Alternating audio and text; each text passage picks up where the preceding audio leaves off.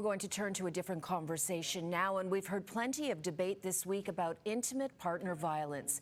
But much of that talk has been coming from politicians, not from those living that nightmare. And Tina Yazdani joins us now. And Tina, you heard firsthand from someone who is living the nightmare today. I did, Cynthia. Yesterday, I was at Queen's Park covering the debate over whether intimate partner violence should be declared an epidemic.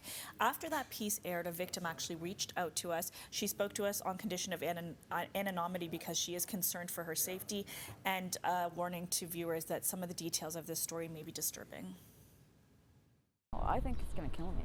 So I really think he's going to kill me. But no one's doing anything.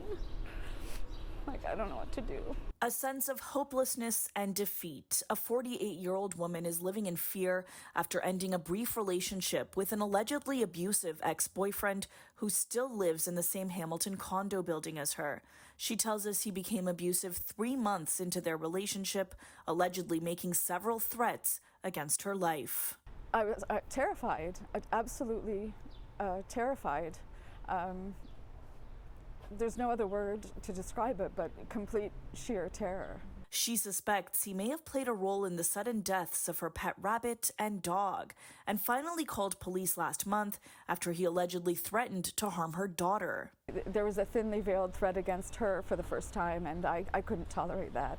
But it has been 4 weeks since she reported the alleged abuse to police, and while they have issued a warrant for his arrest, he still hasn't been apprehended. Hamilton police tell us an officer is still attempting to locate the accused. He's still out there, and I live in the same building, but I need help, and I just feel it's not there, and I feel so disheartened and shocked and frightened for all of these women that are in much worse domestic violence situations that are not getting the help and don't feel that they're being heard. I feel like they don't have a voice. Cases like this became a central topic at the provincial level this week, the Ford government agreeing to support an NDP motion to declare intimate partner violence an epidemic after 58 women were killed in Ontario last year. But the opposition now fears the government is stalling. Rather than fast-tracking the bill, they are sending it to the legislature's Justice Committee for further study. How big of a difference would it make to you if a declaration like that was made? Oh, huge. I think more attention has to be given to this issue. Something has to be done. Convicted? And one other note from Hamilton Police, they tell us in all intimate partner violent cases, officers will make every reasonable effort to locate and apprehend the offender as soon as possible for the safety of the victim. Sim.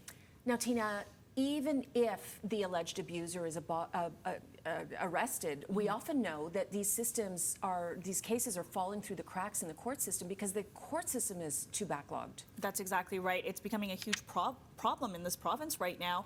We've heard in the past several months from several women, several victims who have come forward. They've done everything right. They have evidence. They've gone straight to police. Despite all that, none of it really seemed to matter. In the end, their cases were thrown out because of courtroom delays, because of backlogs. This has really prompted opposition parties to call on the Ford government to properly fund the Ontario justice system so that these delays no longer happen. And unfortunately, a lot of these alleged abusers are now walking free. And we know just a few days ago, a couple weeks ago, we did a story here on CityNews about a woman who her abuser was convicted, and after the conviction, the case was thrown out because it took too long to get through the courts. Exactly, and we're hearing that more and more often, and it's really, a lot of people are now speaking out about it, at least.